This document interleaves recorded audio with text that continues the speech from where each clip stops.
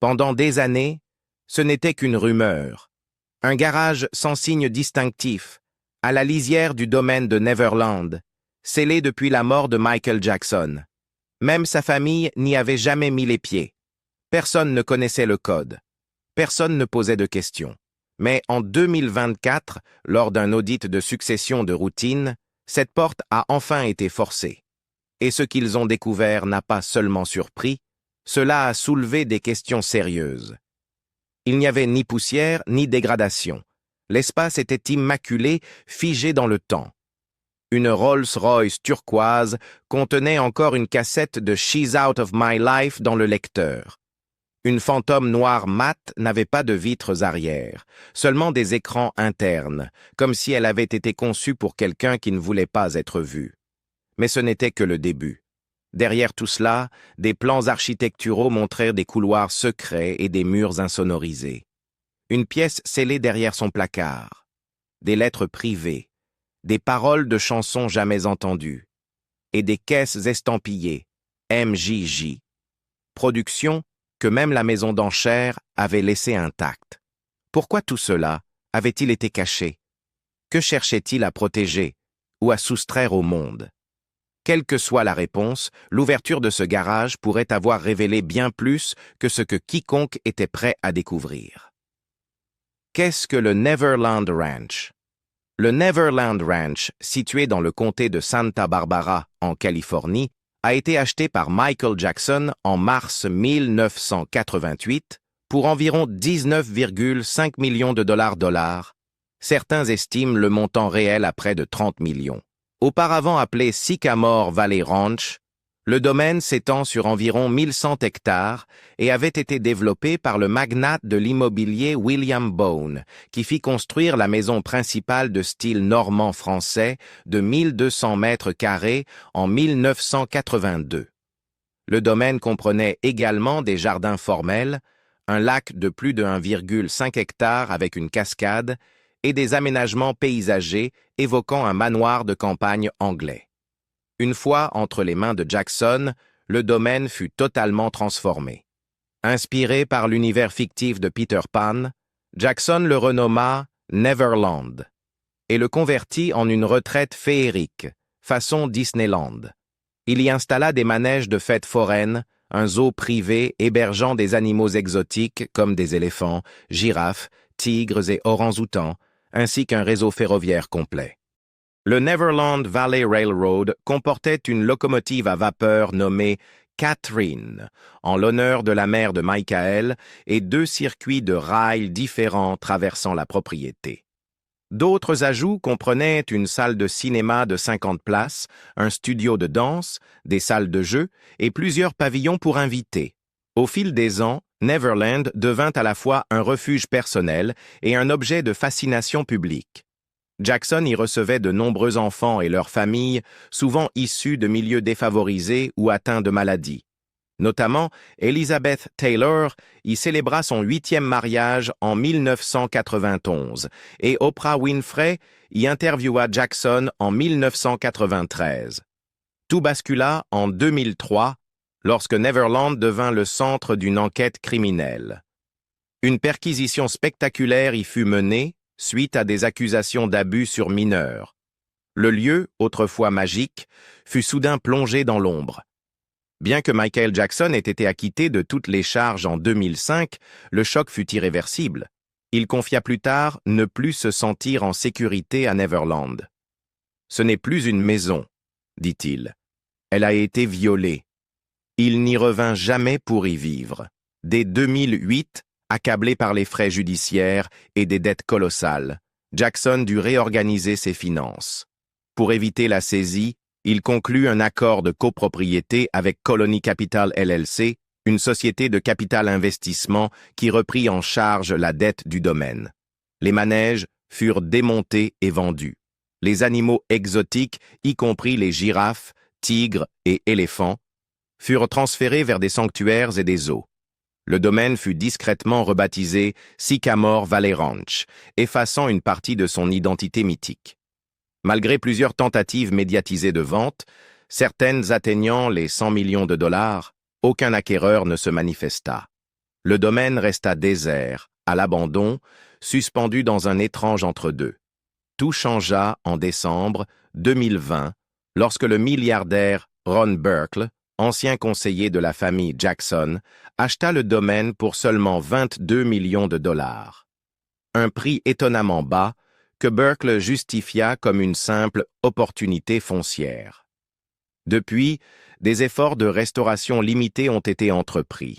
Bien que le domaine n'ait pas retrouvé son faste d'antan, certains éléments emblématiques ont été préservés, notamment pour les besoins du biopic Michael tourné en 2024, qui a ravivé l'intérêt du public et permis la reconstruction temporaire de lieux symboliques comme la gare ou le carrousel. Aujourd'hui, Neverland se situe dans une zone floue, ni maison privée, ni musée ouvert au public. Mais il reste l'une des propriétés les plus mythiques et controversées de l'histoire culturelle américaine. La découverte du garage. Dans le cadre d'un audit successoral approfondi ordonné début 2024, motivé par de nouvelles revues juridiques, financières et de propriété, une structure longtemps scellée sur le domaine de Neverland Ranch fut inscrite à l'inventaire pour inspection. Cette structure, un garage renforcé dissimulé derrière la résidence principale, était restée verrouillée et intacte depuis la mort de Michael Jackson en 2009. Fait notable, même les membres proches de la famille ou du personnel du domaine n'y étaient jamais entrés depuis. Le garage en lui-même présentait un niveau de sécurité élevé.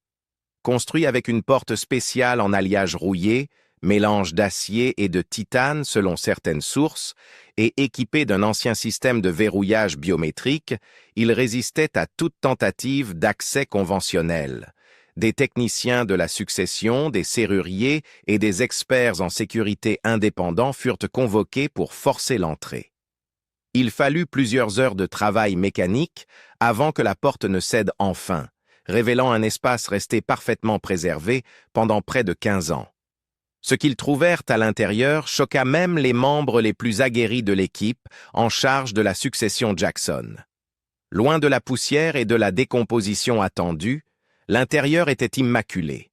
Rempli de véhicules en parfait état, de caisses scellées, d'objets personnels et de rangements sur mesure, il était clair que ce garage n'était pas un simple espace de stockage, c'était un véritable coffre-fort. Parmi les objets retrouvés figurait une collection de véhicules rares et de luxe, chacun maintenu en condition quasi neuve, pneus gonflés et chrome impeccable. Les lecteurs de cassettes contenaient encore des bandes, les boîtes à gants renfermaient des notes pliées et les coffres révélaient du matériel de scène vintage. Plusieurs caisses arboraient le sceau doré de MJG Productions, la société de divertissement aujourd'hui disparue de Jackson, et contenaient des trésors rares, paroles manuscrites, démos inédites, plans de scène originaux et correspondances confidentielles.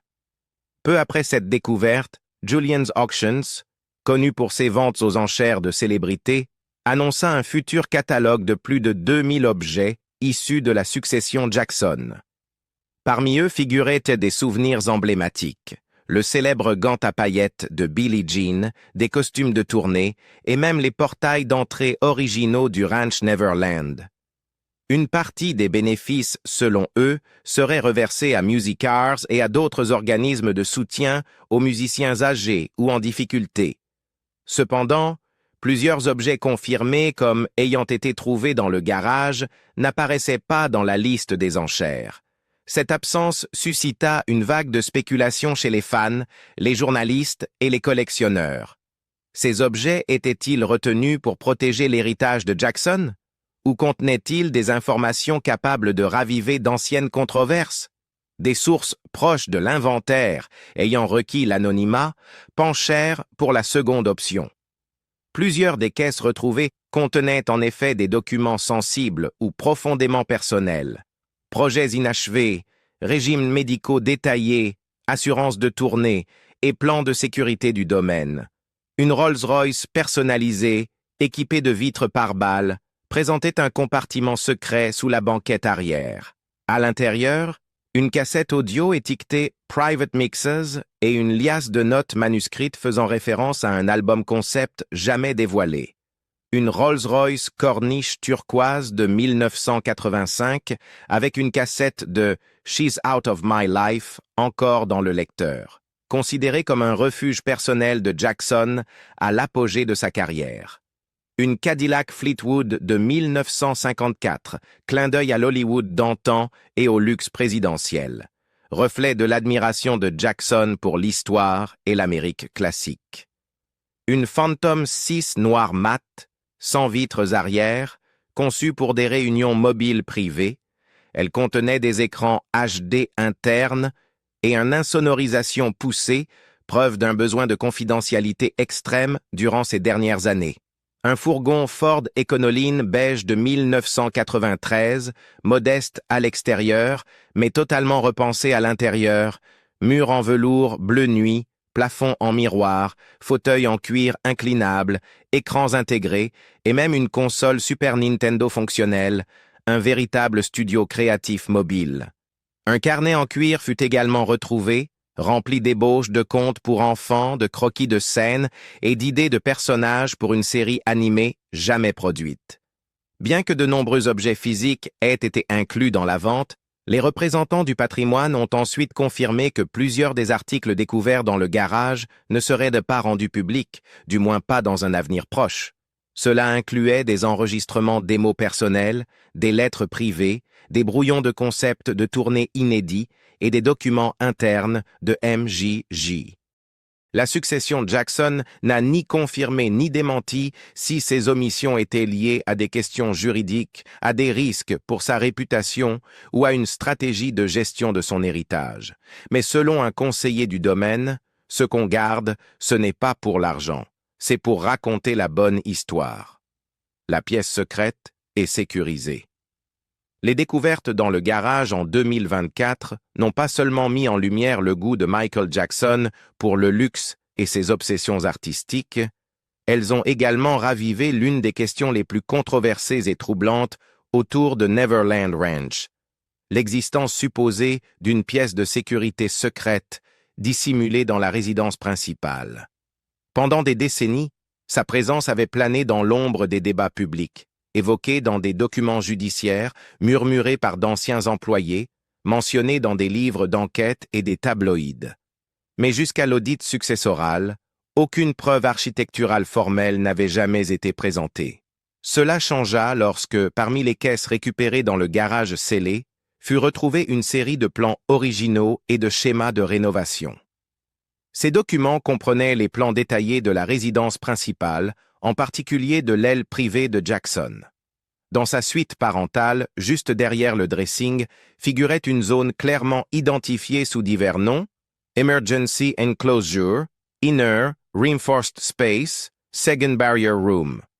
Les notes techniques précisaient des matériaux ignifuges, des murs renforcés en acier et un système de verrouillage décrit comme à déverrouillage, manuel uniquement, accessible de l'intérieur. D'anciens employés interrogés au fil des ans affirmaient que cette pièce n'était pas un mythe. Plusieurs déclaraient connaître l'existence d'une chambre cachée, accessible uniquement par un panneau dissimulé dans le placard en cèdre de Jackson. Elle aurait été équipée de verrous internes, d'une barre de sécurité coulissante en acier et d'un tableau de commande interne. Une fois à l'intérieur, la pièce ne pouvait pas être ouverte de l'extérieur, pas même avec des clés maîtresses ou systèmes électroniques. Elle disposait de sa propre ventilation, d'une ligne téléphonique directe et même d'un bouton d'urgence relié à l'équipe de sécurité.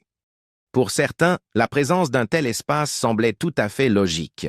La célébrité de Jackson avait attiré des fans obsessionnels, des harceleurs et plusieurs tentatives d'intrusion. Dès le début des années 90, il avait déjà entrepris de renforcer la sécurité de sa propriété après plusieurs incidents à Neverland, dont des violations de domicile. Les panic rooms devenaient alors monnaie courante chez les célébrités et milliardaires souhaitant un refuge en cas de crise. Et Jackson avait les moyens et la motivation d'en faire construire une. Mais ce qui rendait ces nouvelles révélations plus inquiétantes, ce furent les annotations architecturales supplémentaires trouvées avec les plans de la pièce. Parmi elles figuraient des termes comme isolation acoustique, couloir dissimulé, panneaux anti-bruit. Certains de ces ajouts étaient reliés à d'autres parties de la maison, notamment l'étage supérieur et les ailes arrière, là où se trouvaient autrefois les chambres et salles de jeu destinées aux enfants invités. La présence de ces dispositifs souleva des questions sérieuses, surtout à la lumière des accusations formulées dans des documentaires tels que Leaving Neverland. Dans ce film sorti en 2019, Wade Robson et James Safechuck accusaient Jackson d'abus sexuels alors qu'ils étaient enfants, précisément à Neverland. Les deux hommes y décrivaient des pièces qui correspondaient ensuite aux éléments retrouvés sur les plans: chambres dissimulées, couloirs privés et système d'alarme pour prévenir Jackson de l'arrivée de toute personne dans sa suite. Safechuck mentionnait spécifiquement une chambre secrète au-dessus de l'arcade et un système de cloches près du hall principal. Des détails confirmés par les plans retrouvés dans le garage. Des enquêteurs et archivistes du domaine ayant examiné ces plans soulignèrent la précision des modifications. Un spécialiste en sécurité impliqué dans l'audit décrivit les travaux comme de niveau professionnel en matière de dissimulation.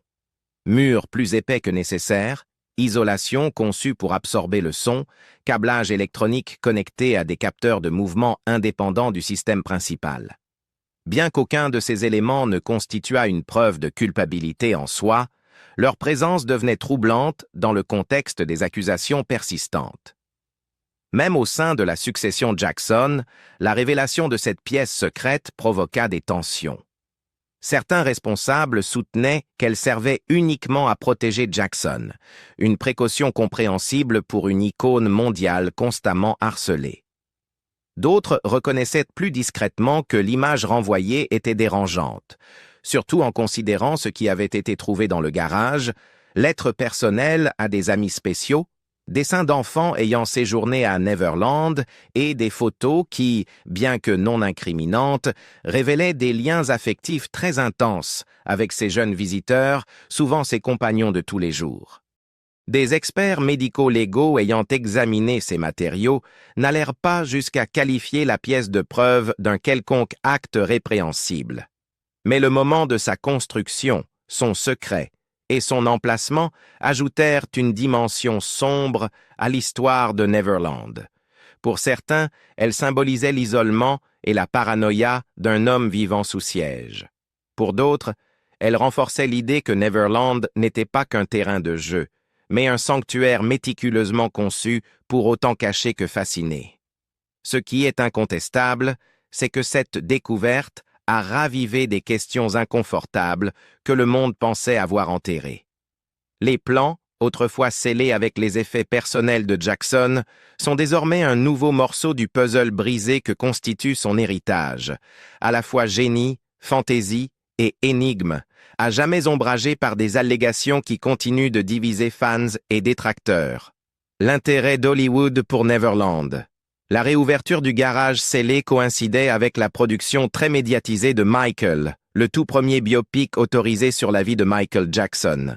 Réalisé par Antoine Fuqua et produit par Graham King, déjà aux commandes du succès Bohemian Rhapsody, le film promettait une fresque grandiose retraçant l'ascension, les combats et l'héritage de la star planétaire. Le choix du rôle principal renforça encore l'impact émotionnel du projet. Jafar Jackson, neveu de Michael, âgé de 27 ans, fut choisi pour l'incarner. Selon des membres de la famille, Jafar ne se contentait pas de ressembler physiquement à son oncle. Il avait passé des années à étudier ses mouvements, sa voix et son attitude. C'est troublant, confia un membre de l'équipe technique lors des premières répétitions. Il n'imite pas Michael, il l'habite. Pour recréer fidèlement l'univers de Michael Jackson, l'équipe du film prit une décision aussi symbolique qu'ambitieuse: retourner à Neverland Ranch. Bien que le domaine ait été négligé ou transformé depuis le départ de Jackson en 2005, les équipes de production commencèrent à reconstruire plusieurs éléments emblématiques du site pour lui redonner son éclat d'antan. Des images satellites et des fuites en coulisses confirmèrent la reconstruction du petit train iconique, du carrousel coloré, du chapiteau de cirque et de certaines zones du parc d'attractions privées. Certaines structures furent réimaginées à partir de plans originaux de MJJ Productions, tandis que d'autres furent restaurées dans les moindres détails historiques grâce à des vidéos d'archives et à l'aide de la famille Jackson. Cette renaissance de Neverland attira l'attention frénétique des médias et des fans, d'autant plus qu'elle intervenait quelques semaines seulement après l'ouverture du garage scellé, inaccessible depuis plus d'une décennie. Le timing amena beaucoup à se demander si la découverte du garage n'était pas une stratégie calculée pour attiser l'intérêt autour du film. D'autres y virent une tentative coordonnée de réécriture de la mémoire collective visant à présenter Jackson non plus sous l'angle du scandale, mais comme un génie créatif et complexe. En revisitant Neverland et en révélant sélectivement son contenu, la succession et les créateurs du film semblaient n'en vouloir reprendre le contrôle sur l'héritage Jackson, misant sur la magie, l'art et la nostalgie plutôt que sur la controverse. Aucune déclaration officielle ne lia directement l'ouverture du garage au tournage, mais des sources proches de la production ont évoqué une véritable synergie. Certains véhicules et objets découverts dans le garage furent photographiés et référencés comme matériel visuel pour les décors. Même si tous les artefacts ne furent pas recréés à l'écran, leur présence influença l'ambiance émotionnelle du récit, apportant une authenticité palpable à un film mêlant mythe et mémoire. Pour beaucoup, cette convergence d'événements, la redécouverte du sanctuaire privé de Michael et la résurrection cinématographique de son personnage public marqua un tournant dans la manière de raconter son histoire. Ce qui avait commencé comme un simple audit est finalement devenu une exploration profonde d'un monde figé dans le secret depuis plus de 10 ans. Derrière cette porte rouillée, il n'y avait pas qu'une collection de voitures de luxe ou de souvenirs oubliés, mais une capsule temporelle soigneusement préservée d'un homme qui a vécu à la fois sous les projecteurs et dans le plus grand secret. Mais maintenant que la porte est ouverte, que faire de ce qu'elle contenait? Faut-il tout révéler? Ou laisser le reste reposer en paix? Partagez vos réflexions en commentaire, likez si vous avez été surpris et abonnez-vous pour ne rien manquer des prochaines révélations.